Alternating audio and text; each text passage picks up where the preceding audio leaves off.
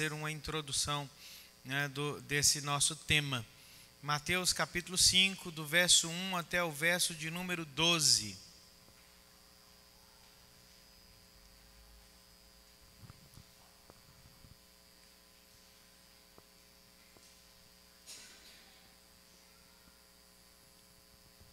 Evangelho de Mateus, capítulo 5, do verso 1 ao verso 12, diz assim a Escritura: Vendo Jesus as multidões, subiu ao monte, e como se assentasse, aproximaram-se os seus discípulos, e ele passou a ensiná-los, dizendo: Bem-aventurados os humildes de espírito, porque deles é o reino dos céus.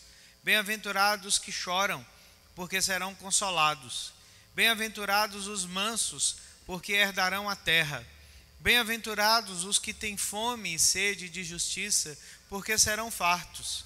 Bem-aventurados os misericordiosos, porque alcançarão misericórdia. Bem-aventurados os limpos de coração, porque verão a Deus. Bem-aventurados os pacificadores, porque serão chamados filhos de Deus. Bem-aventurados os perseguidos por causa da justiça, porque deles é o reino dos céus. Bem-aventurados sois, quando por minha causa vos injuriarem e vos perseguirem, e mentindo disserem todo mal contra vós. Regozijai-vos e exultai, porque é grande o vosso galardão nos céus, pois assim perseguiram aos profetas que viveram antes de vós. Vamos orar? Deus de toda glória e graça, nós nos colocamos diante da Tua presença nessa noite, pedindo que o Senhor abra os nossos olhos para entender a Tua palavra, para que o Senhor, ó Deus, aplique essa palavra aos nossos corações e que nós sejamos conduzidos à compreensão de toda a vontade do Senhor para as nossas vidas. É o que nós oramos, agradecidos, no nome santo de Jesus. Amém. Temos nesse texto da palavra do Senhor, capítulo de número 5, até o capítulo de número 7 do Evangelho de Mateus, aquilo que convencionalmente ficou conhecido pela igreja do Senhor em todos os tempos como o Sermão do Monte. Pouca gente sabe, mas esse nome, foi uma atribuição dada por um importante personagem da história do cristianismo, chamado Santo Agostinho. Há 1600 anos atrás, o primeiro a chamar essa porção das Escrituras de o Sermão do Monte. E convencionalmente nós, ao longo desses 1600 anos, reconhecemos ou atribuímos esse nome a essa porção de ensino do Senhor Jesus, que talvez seja a mais conhecida, de todas as passagens bíblicas do Novo Testamento, às vezes até pensamos que de toda a Bíblia, ainda que seja a menos compreendida e, consequentemente, a menos obedecida. Quando nós olhamos a estrutura do Evangelho de Mateus, Mateus registra 5 sermões, 5 discursos de Jesus, e este é o primeiro e o mais importante deles. Vamos nos lembrar que Mateus é conhecido como o Evangelho do Reino. Ele apresenta Jesus como o Rei e apresenta a visão a respeito do que significa pertencer ao reino de Deus, o que significa viver no reino de Deus. E quando nós olhamos para esse entendimento, é claro que nós precisamos nos perguntar à luz disso, o que significa ser um cristão no mundo? Principalmente no mundo moderno, um mundo pluralista, um mundo secularizado, um mundo que não tem dado ou deixado lugar para a presença de Deus. O que significa ter um caráter cristão neste mundo? Qual é a aparência que um verdadeiro crente, que um verdadeiro servo do Senhor tem no mundo? Nesse chamado Sermão da Montanha, Jesus responde a estas questões. quando nós consideramos, né, qual é a importância desse sermão ou desse bloco de ensino, nós precisamos considerar que Jesus não aqui está tratando de um ensino ético qualquer. Às vezes as pessoas se referem às bem-aventuranças especificamente, depois ao chamado Sermão do Monte, como um ensino ético, né? É como se Jesus estivesse dizendo algumas coisas muito interessantes, como um mestre para a nossa vivência. Alguns dizem assim, olha, aqui não é uma vida real, mas Jesus está apresentando aqui uma vida ideal, em um mundo ideal. Alguns dizem assim, olha, esse é um texto que poderia ser descrito como o plano de Jesus para a paz mundial. Se as nações seguissem, né, esse plano de Jesus, elas experimentariam a paz. É bem verdade que se nós levássemos em consideração, se o mundo levasse em consideração as palavras de Jesus, né, o mundo seria um lugar diferente, um lugar melhor. Mas pense comigo.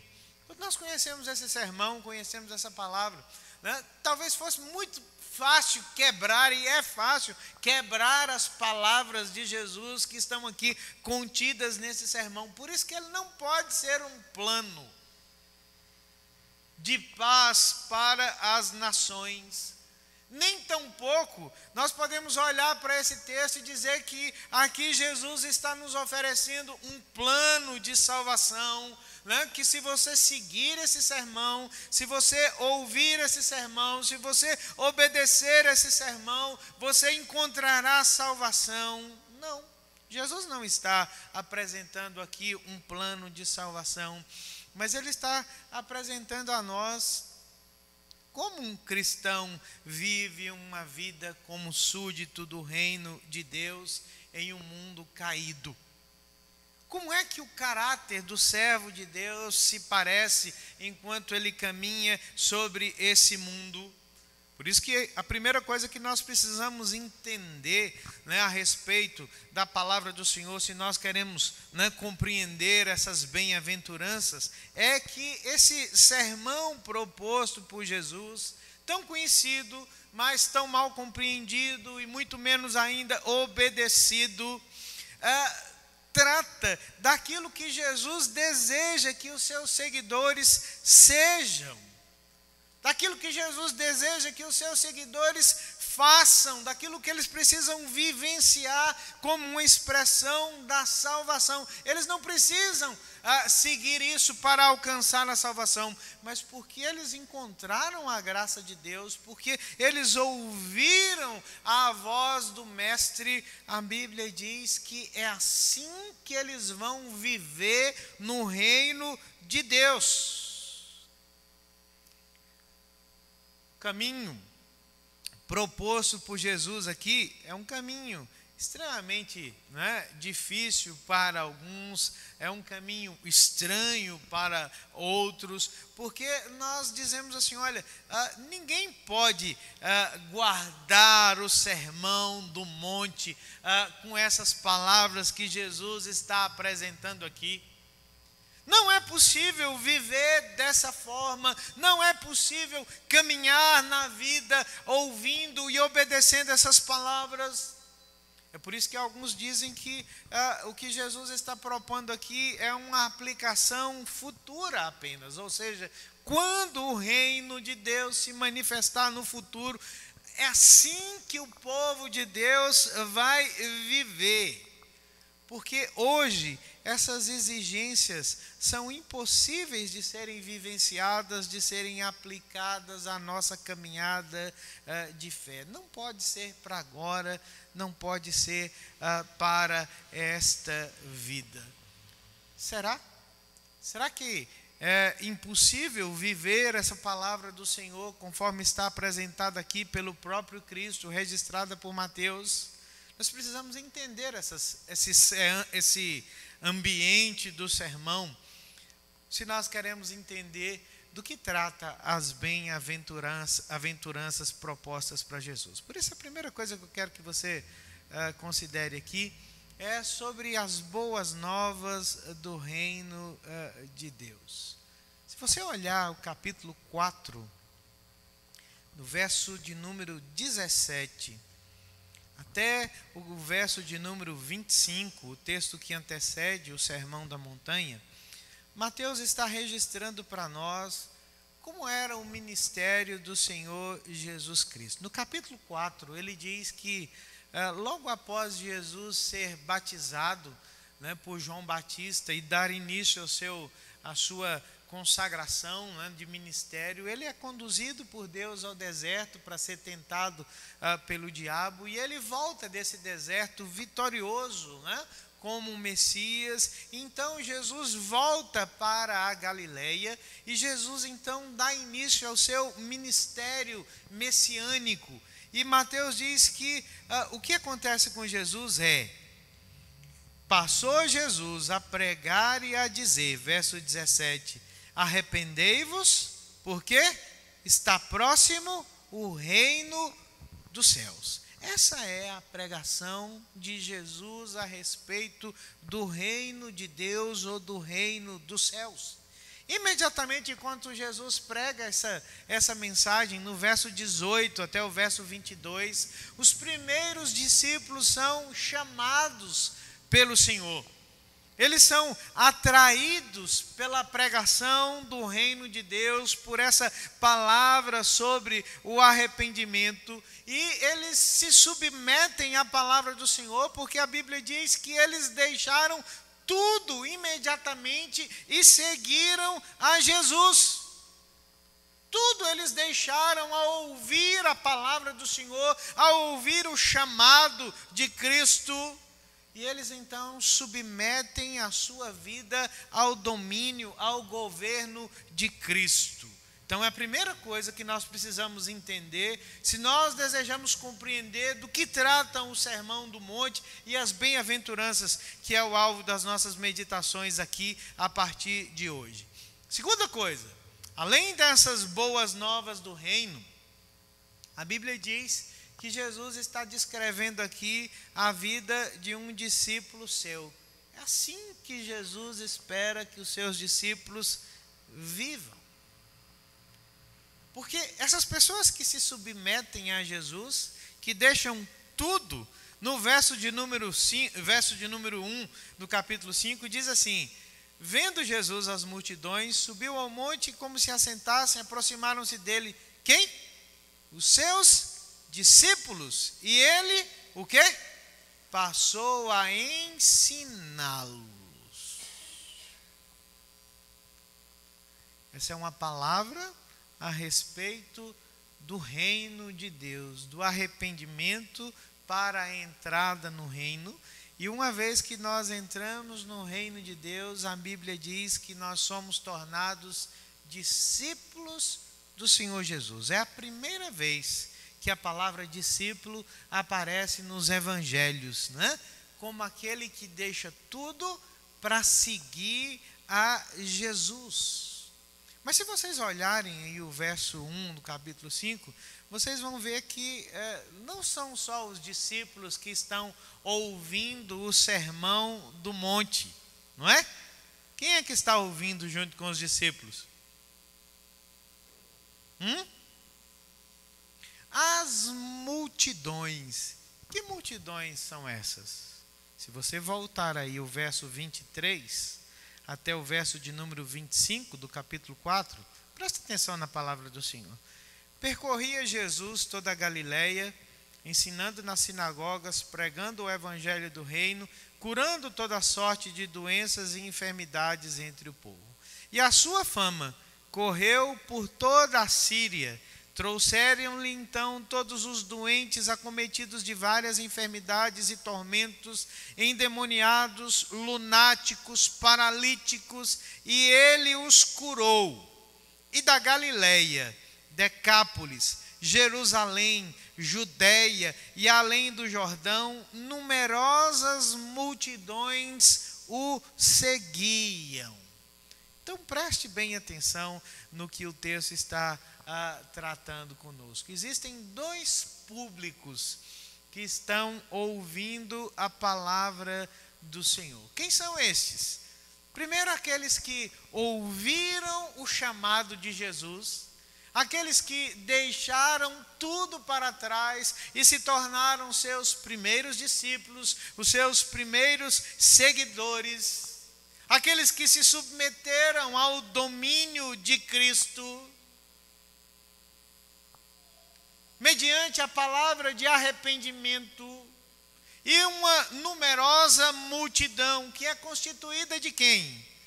De pessoas que vieram de muito longe, porque o texto diz que eles não são apenas da Galileia.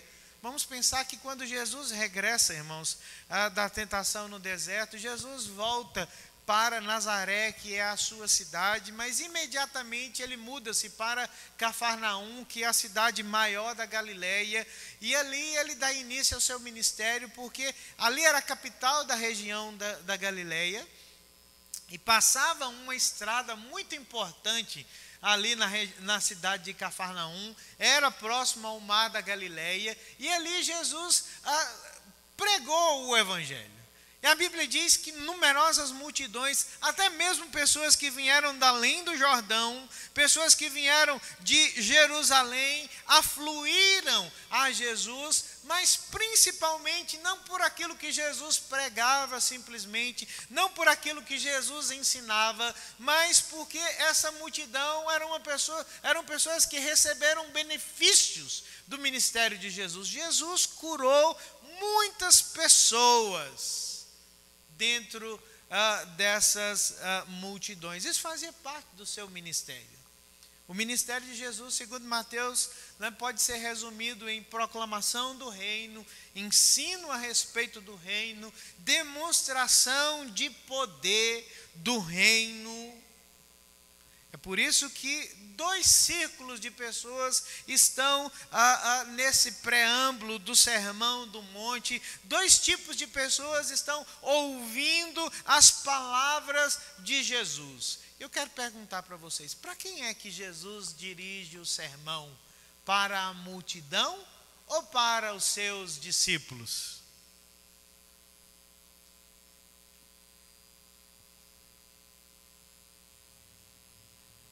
Quem é o alvo das palavras de Jesus, dos desafios que Jesus propõe aqui para a vivência do reino?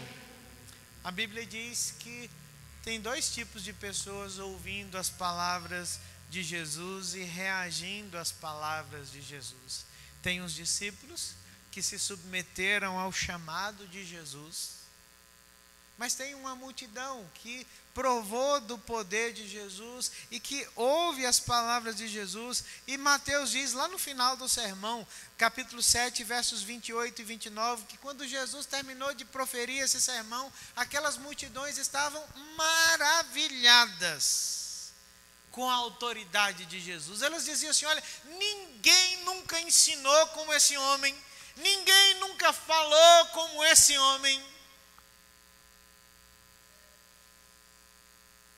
Mas a Bíblia não nos diz que essas multidões ou que essa multidão é o alvo da palavra que Jesus está dirigindo aqui sobre as credenciais, sobre o caráter, sobre a vivência do reino de Deus. Imaginemos essa cena, né? Como disse certa vez o pregador alemão Dietrich Bonhoeffer. Imagine essa cena.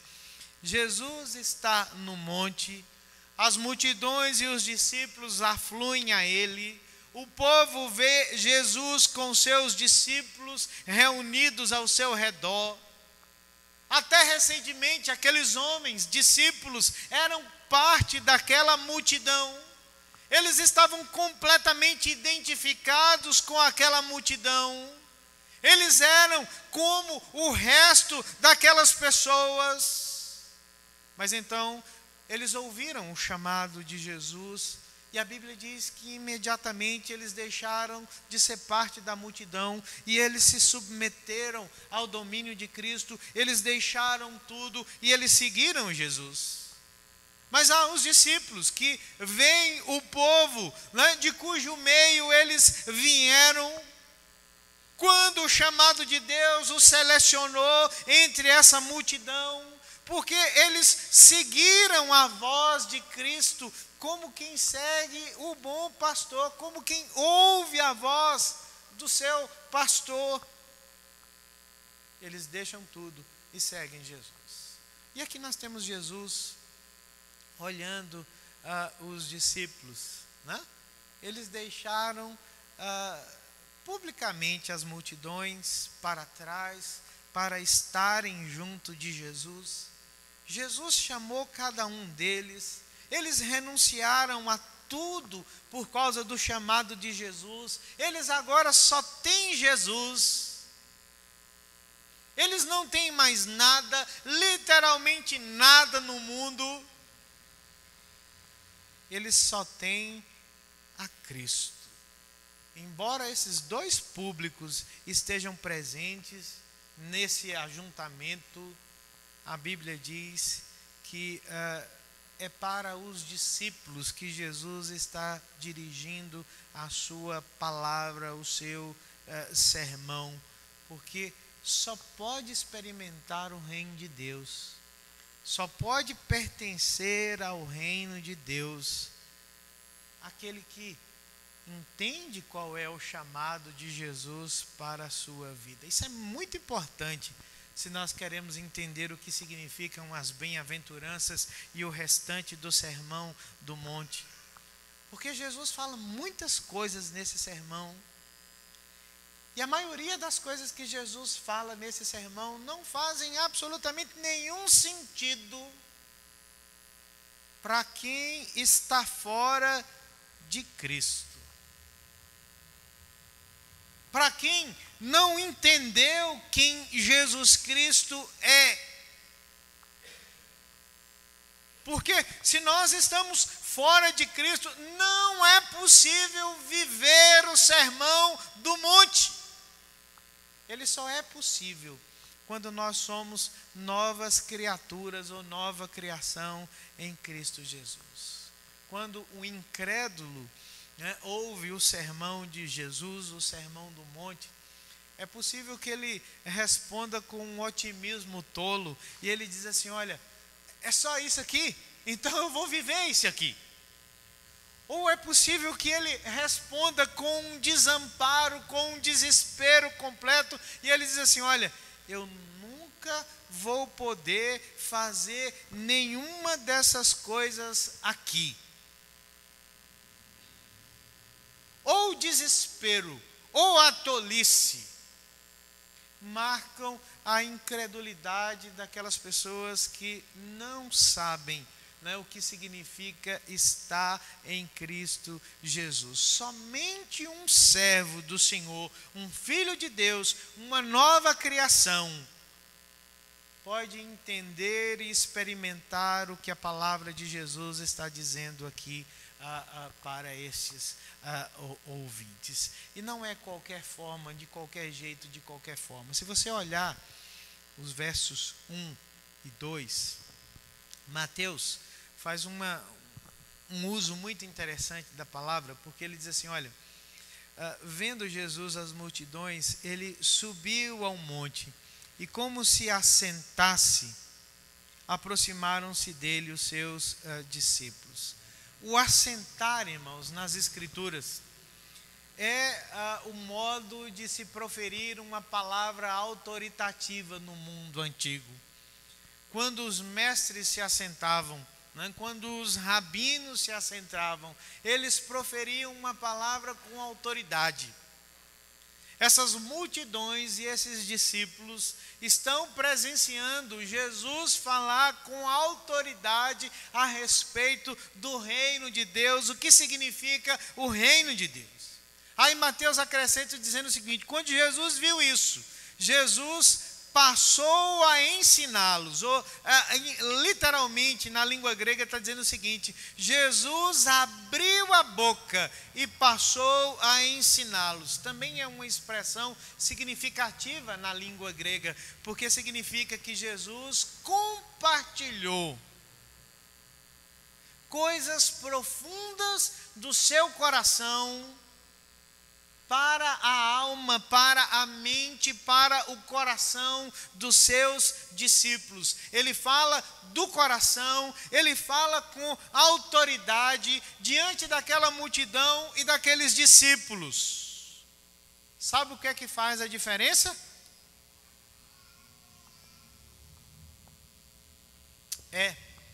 O que o chamado de Deus representa para a vida de cada um de nós. Por isso, de forma bem simples, eu quero fazer uma pergunta para você nessa noite, para nós caminharmos para o encerramento da nossa meditação. Há as multidões e há os discípulos assentados aos pés de Jesus. A que grupo nós pertencemos? Quem é você à luz desse sermão? Você pertence à multidão ou você pertence aos discípulos de Jesus? É possível provar o poder de Deus, é possível se maravilhar com a presença de Deus, é possível experimentar uma série de coisas por causa da presença do Senhor. Mas ainda assim, não consegui viver nem experimentar nenhuma dessas palavras na transformação de vida. Sabe por quê? Porque não se aderiu ao chamado do arrependimento que Jesus proclama ao coração do seu povo. Não é possível entender a palavra de Deus se nós pertencermos apenas à multidão. Porque a Bíblia diz que para todos Jesus dirigiu uma única palavra: arrependam-se.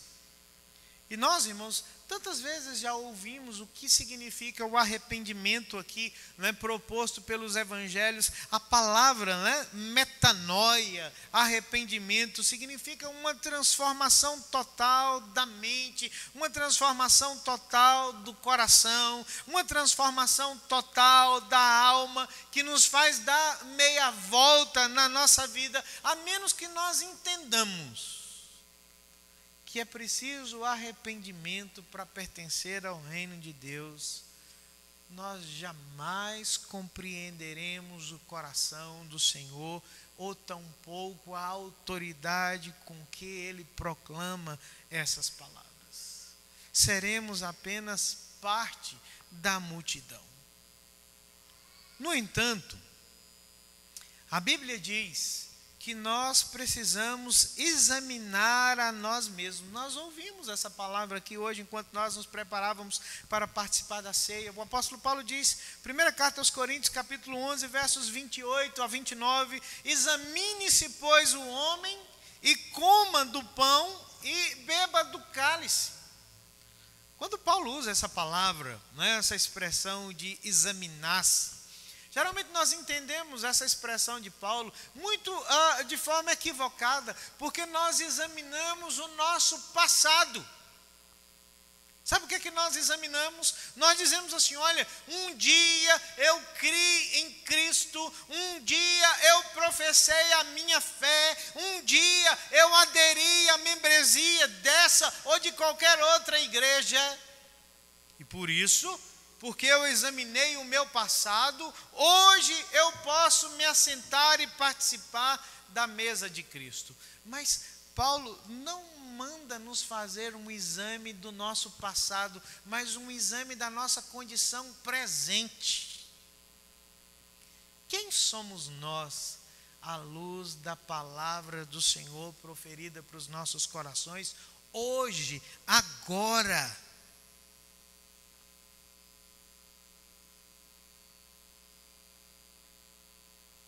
Como examinar a mim mesmo, como examinar o meu coração e saber se eu sou um cristão de verdade, se eu sou um discípulo de verdade, ou se eu sou apenas parte da multidão que de alguma forma se maravilha, que de alguma forma se beneficia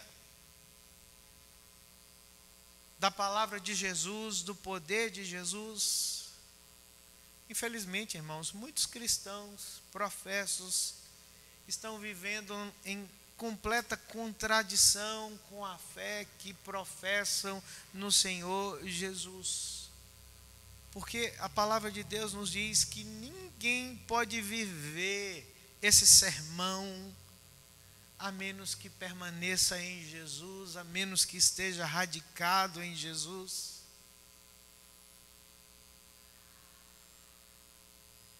O sermão descreve o que o arrependimento faz na vida daqueles que são inseridos no reino de Deus, como ele transforma a mente, como ele transforma o coração, como ele transforma a alma. Como é que fica a nossa vida quando nós estamos sob o governo da graça de Deus, quando Deus domina as nossas vidas? O pregador certa vez disse que ler o Sermão do Monte é descobrir o que significa ser um discípulo de Jesus. Se você ler apenas o Sermão do Monte, você vai descobrir o que significa ser um discípulo de Jesus. Mas se você o ler com fé,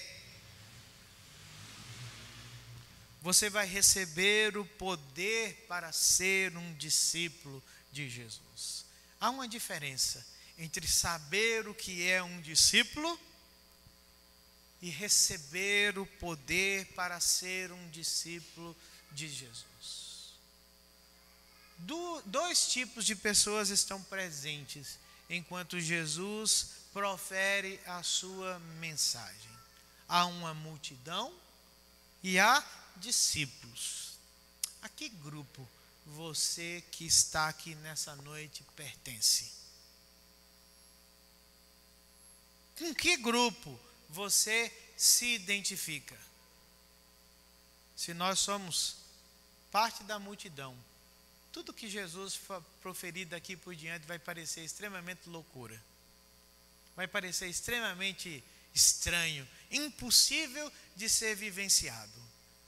Mas se nós somos aqueles que ouviram a sua voz, que submeteram a sua vida ao governo de Deus, nós viveremos, ou nós vivemos isso, conforme a descrição da palavra do Deus Todo-Poderoso.